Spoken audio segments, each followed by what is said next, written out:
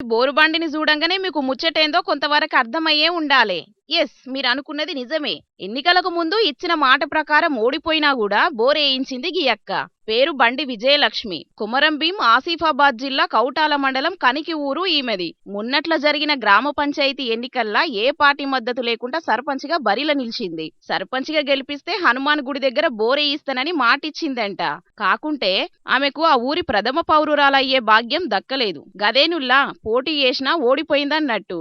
ఆమె సర్పంచ్ గా గెలవకున్నా ఆమె ఎన్నికలకు ముందు ఇచ్చిన హామీని మాత్రం మరవలేదు. అన్న మాట ప్రకారం బోరేయించి చూపెట్టింది. నేను బండి విజయలక్ష్మి కనికి గ్రామ పంచాయతీ ఎన్నికల్లో సర్పంచ్ అభ్యర్థిగా పోటీ చేశాను. సో నేను గెలిస్తే హనుమాన్ టెంపుల్ వద్ద నా సొంత డబ్బులతో బోర్ వేపిస్తానని హామీ ఇచ్చాను.